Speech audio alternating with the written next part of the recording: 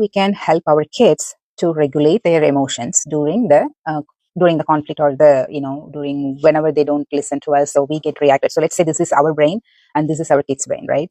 So what is happening? So we think our kids is triggering us, not listening, or throwing the toys.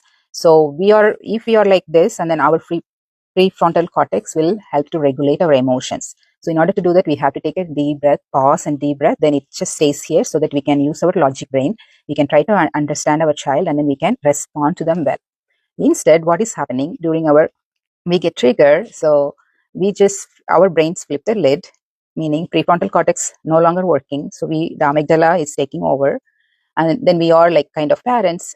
We learn from childhood. So either you're a fighter, like I need to fix him, I need to teach him a lesson, right, like that, or let me fix you, like that. Don't cry, or we just I cannot deal with it, just flee away from that, or you just freeze, you just don't want, don't do anything, right? It's too much. So this is what we are doing it.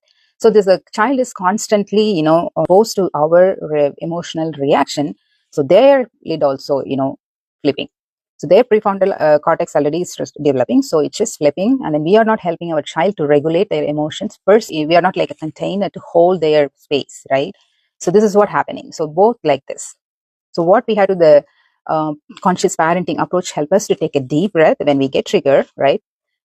So take a deep breath, and then the parasympathetic nerve get activated, so that our prefrontal cortex is not like flipping right away. So we just keep our position right, like that, right? Maintain our logic brain. So it helps us to take a deep breath. Okay, what is happening? It's nothing. It's not end of the world, right?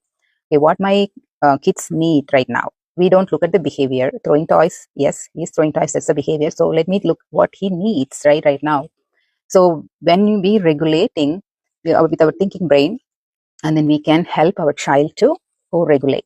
Okay, so this is called co-regulation. So we are empowering them, so that way they have a safe space to experience their emotions, even they are crying, or they are angry, upset, whatever, right? So we see still we keep, it's not flipping. So we are also regulated, and then we are co-regulating our kids. So this is what we need. So that way, that's what the conscious parenting approach teaches us, how to do that part. Hope this video helped you guys. If you like, childhood trauma or childhood wound caused by just not only the big abuse, sexual abuse or the physical abuse, it is also caused by neglect, emotional invalidation, yelling, screaming, intimidating, abandoning, not being seen, not being heard by the primary caregiver. So it's like Dr. Gabar Mate, Dan Siegel, all they call this trauma is the small t trauma.